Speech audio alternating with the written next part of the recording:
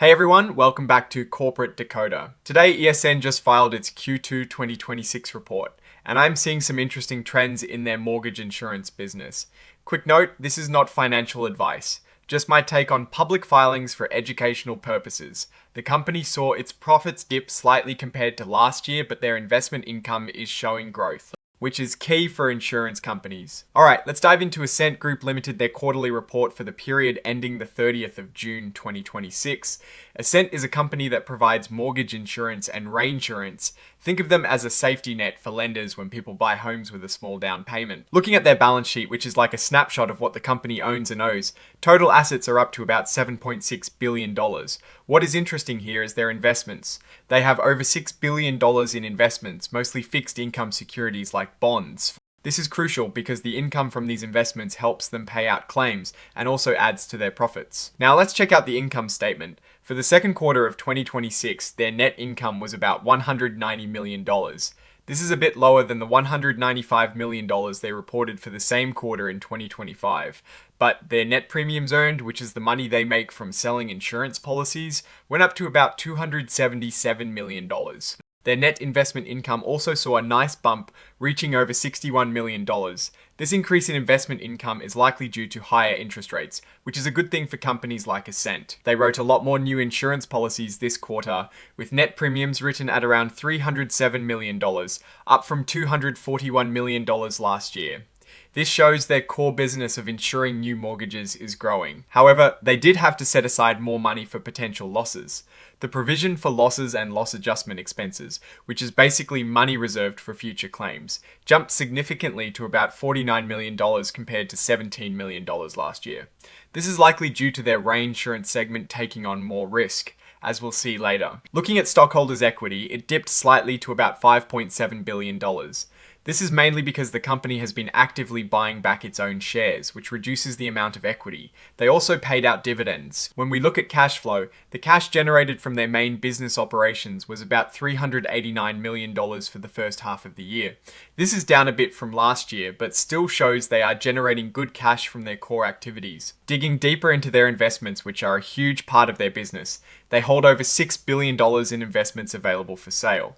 A big chunk of this, about $1.9 billion, is in corporate debt securities. They also have a significant amount, over $1.1 billion, in US agency mortgage-backed securities. The good news is that most of these investments are rated very highly, meaning they are considered safe. Essent's average net premium rate, which is how much they charge for mortgage insurance as a percentage of the insured loan amount, is holding steady around 0.35 to 0.36%. This is the core rate they charge, and it seems stable. For their mortgage insurance operations, they maintain a risk to capital ratio of 8.5 to 1. This is a key measure of how well capitalized they are to handle potential losses. Regulators generally like this ratio to be below 25 to 1, so they are in a good spot here, showing they have enough capital to cover their risks. Now, let's talk about their reinsurance segment. This part of the business has seen big changes. Essent Ra, their Bermuda-based reinsurance subsidiary, has started reinsuring property and casualty risks, which are basically risks related to damage from things like storms or fires. This is a new area for them, and it is significantly increasing their premiums earned in this segment. However, it also comes with higher provisions for losses. In the reinsurance segment, the provision for losses and loss adjustment expenses jumped from a very small amount last year to over $18 million in the second quarter and over $28 million for the first half of the year. This is directly tied to taking on more property and casualty risks, which inherently have higher loss potentials than mortgage risks. Because of this new property and casualty business, net premiums earned in their reinsurance segment have skyrocketed. For the second quarter, it is up to nearly $44 million from about $14 million last year. For the first half of the year, it is over $72 million, a big jump from $30 million in 2025.